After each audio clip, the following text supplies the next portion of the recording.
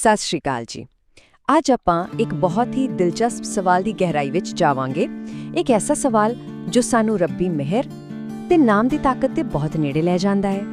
ਸੋਚਣ ਵਾਲੀ ਗੱਲ ਤਾਂ ਇਹ ਹੈ ਕਿ ਜਿਹੜਾ ਸਾਨੂੰ ਸਭ ਕੁਝ ਦਿੰਦਾ ਹੈ, ਆਪਾਂ ਉਹਨੂੰ ਵਾਪਸ ਕੀ ਦੇ ਸਕਦੇ ਹਾਂ। ਚਲੋ ਇਸੇ ਸਵਾਲ ਦੇ ਨਾਲ ਅੱਜ ਦੀ ਗੱਲਬਾਤ ਸ਼ੁਰੂ ਕਰਦੇ ਹਾਂ। ਸੋ ਸਵਾਲ ਤਾਂ ਇਹੀ ਹੈ ਕਿ ਜਦੋਂ ਸਭ ਕੁਝ ਆਉਂਦਾ ਹੀ ਇੱਕ ਥਾਂ ਤੋਂ ਹੈ, ਇੱਕ ਹੀ ਸਰੋਤ ਤੋਂ, ਤਾਂ ਫਿਰ ਸਾਡੇ ਦੇਣ ਦਾ ਕੋਈ ਮਤਲਬ ਹੈ ਵੀ? ਇਹ ਤਾਂ ਬਿਲਕੁਲ ਉਹੀ ਗੱਲ ਹੋ ਗਈ ਨਾ ਕਿ ਸਮੁੰਦਰ 'ਚੋਂ ਇੱਕ ਬਾਲਟੀ ਪਾਣੀ ਭਰੀ ਤੇ ਵਾਪਸ ਸਮੁੰਦਰ ਨੂੰ ਹੀ ਭੇਟ ਕਰ ਦਿੱਤੀ। ਕਿ ਇਸ ਦਾ ਕੋਈ ਮੁੱਲ ਹੈ? ਆਓ ਇਸੇ ਸੋਚ ਨੂੰ ਹੋਰ ਅੱਗੇ ਲੈ ਕੇ ਚੱਲਦੇ ਹਾਂ। ਤਾਂ ਪਹਿਲਾ ਹਿੱਸਾ ਇਸੇ ਸਵਾਲ ਦੇ ਆਲੇ-ਦੁਆਲੇ ਘੁੰਮਦਾ ਹੈ। ਜਦੋਂ ਦੇਣ ਵਾਲਾ ਹੀ ਸਭ ਕੁਝ ਦੇ ਰਿਹਾ ਹੈ, ਤਾਂ ਸਾਡੇ ਵਰਗੇ ਜੀਵ ਜਿਨ੍ਹਾਂ ਕੋਲ ਤਾਂ ਆਪਣਾ ਕੁਝ ਹੈ ਹੀ ਨਹੀਂ, ਉਹ ਭਲਾ ਉਹਨੂੰ ਕੀ ਭੇਟ ਕਰ ਸਕਦੇ ਨੇ? ਤੇ ਦੇਖੋ, ਗੁਰਬਾਣੀ ਇਸ ਦੀ ਸ਼ੁਰੂਆਤ ਕਿੰਨੇ ਖੂਬਸੂਰਤ ਤਰੀਕੇ ਨਾਲ ਕਰਦੀ ਹੈ। ਉਹ ਕਹਿੰਦੀ ਹੈ ਕਿ ਉਸ ਸੱਚੇ ਮਾਲਕ ਦੀ ਪਛਾਣ ਕਿਸੇ ਗੁੰਝਲਦਾਰ ਸਿਧਾਂਤ 'ਚ ਨਹੀਂ, ਸਗੋਂ ਉਸ ਦੀ ਭਾਸ਼ਾ ਵਿੱਚ ਹੈ। ਤੇ ਉਹ ਭਾਸ਼ਾ ਕਿਹੜੀ ਹੈ? ਉਹ ਹੈ ਪਿਆਰ ਦੀ ਭਾਸ਼ਾ, ਬੇਅੰਤ ਪਿਆਰ। ਮਤਲਬ ਸਾਫ਼ ਹੈ, ਜੇ ਉਸ ਨਾਲ ਜੁੜਨਾ ਹੈ ਤਾਂ ਉਹਦੀ ਹੀ ਭਾਸ਼ਾ ਬੋਲਣੀ ਪਵੇਗੀ। ਇਸ ਨਾਲ ਨਾ ਸਾਡੇ ਸਾਹਮਣੇ ਦੋ ਵੱਡੇ ਸਵਾਲ ਆ ਕੇ ਖੜੇ ਹੁੰਦੇ ਨੇ। ਪਹਿਲਾ, ਕਿ ਆਖਿਰ ਉਸ ਦਾਤੇ ਅੱਗੇ ਫੇਟਾ ਕੀ ਕਰੀਏ ਜਿਸ ਨੇ ਸਾਨੂੰ ਸਭ ਕੁਝ ਦਿੱਤਾ ਹੀ ਹੈ, ਅਤੇ ਦੂਜਾ, ਮੂੰਹੋਂ ਅਜਿਹੇ ਕਿਹੜੇ ਬੋਲ ਕੱਢੀਏ ਕਿ ਉਹ ਸਾਡੇ ਤੇ ਮਿਹਰ ਕਰੇ, ਕਿ ਉਹ ਸਾਡੇ ਵੱਲ ਪਿਆਰ ਨਾਲ ਦੇਖੇ। ਇਹੀ ਦੋ ਸਵਾਲ ਨੇ ਜੋ ਇਸ ਪੂਰੀ ਵਿਚਾਰ ਦਾ ਆਧਾਰ ਬਣਦੇ ਨੇ। ਠੀਕ ਹੈ, ਤਾਂ ਫਿਰ ਦੇਖਦੇ ਹਾਂ ਕਿ ਆਮ ਤੌਰ ਤੇ ਦੁਨੀਆ ਕਿਹੜੀ ਰਾਹਾਂ ਤੇ ਤੁਰਦੀ ਹੈ ਤੇ ਕਿਉਂ ਉਹ ਰਾਹ ਮੰਜ਼ਿਲ ਤੱਕ ਨਹੀਂ ਪਹੁੰਚਾ ਪਾਉਂਦੇ।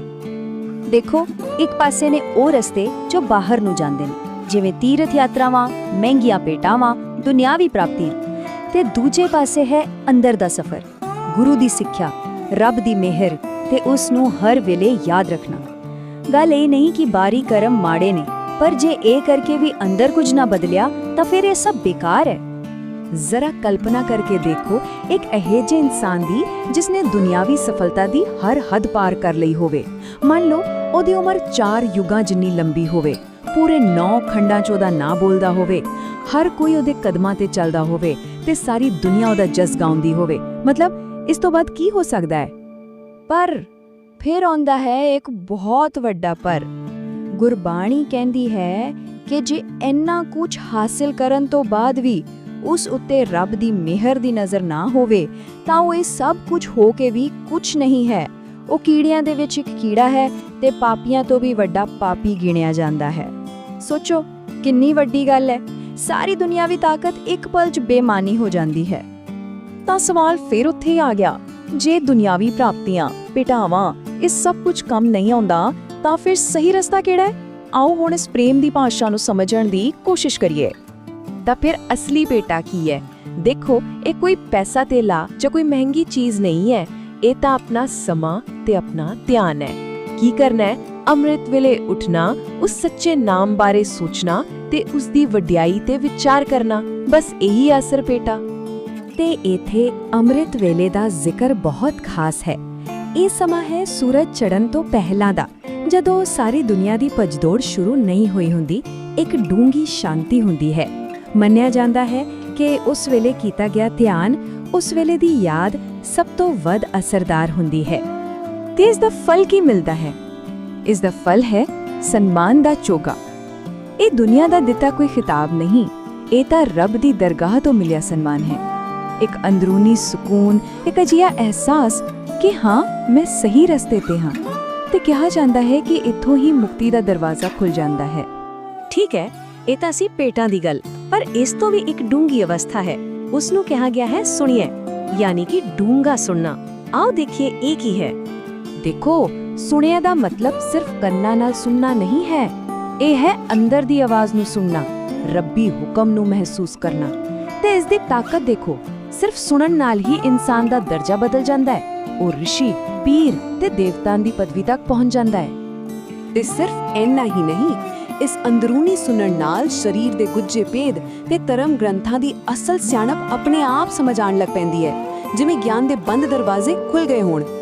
ਤੇ ਸਭ ਤੋਂ ਵੱਡੀ ਗੱਲ, ਜਦੋਂ ਕੋਈ ਉਸ ਅੰਦਰੂਨੀ ਧੁਨ ਨੂੰ ਸੁਣਨ ਲੱਗ ਪੈਂਦਾ ਹੈ ਨਾ, ਤਾਂ ਇਨਸਾਨ ਦਾ ਸਭ ਤੋਂ ਵੱਡਾ ਡਰ, ਮੌਤ ਦਾ ਡਰ, ਉਹ ਵੀ ਖਤਮ ਹੋ ਜਾਂਦਾ ਹੈ। ਮੌਤ ਫਿਰ ਡਰਾਉਣੀ ਨਹੀਂ ਲੱਗਦੀ।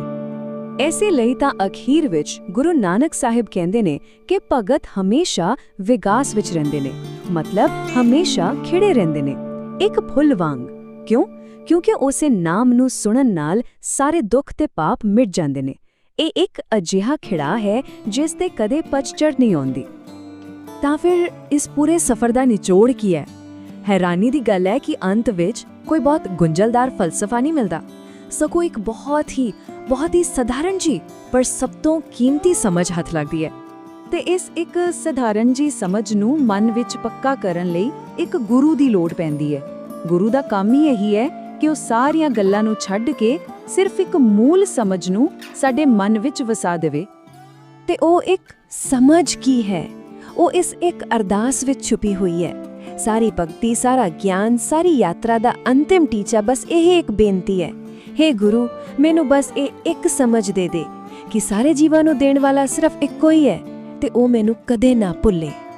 ਸੋਚੋ, ਸਾਰੇ ਰਸਤਿਆਂ ਤੋਂ ਘੁੰਮ ਫਿਰ ਕੇ ਆਖਿਰ ਵਿੱਚ ਮੰਗਿਆ ਕਿ ਸਿਰਫ ਇੱਕ ਚੀਜ਼, ਕੋਈ ਦੁਨਿਆਵੀ ਦੌਲਤ ਨਹੀਂ, ਕੋਈ ਤਾਕਤ ਨਹੀਂ, ਕੋਈ ਲੰਬੀ ਉਮਰ ਨਹੀਂ, ਸਿਰਫ ਤੇ ਸਿਰਫ ਇੱਕ ਸਮਝ, ਇੱਕ ਯਾਦ ਕਿ ਮੈਂ ਉਸ ਇੱਕ ਦਾਤੇ ਨੂੰ ਕਦੇ ਭੁੱਲਾਂ ਨਾ।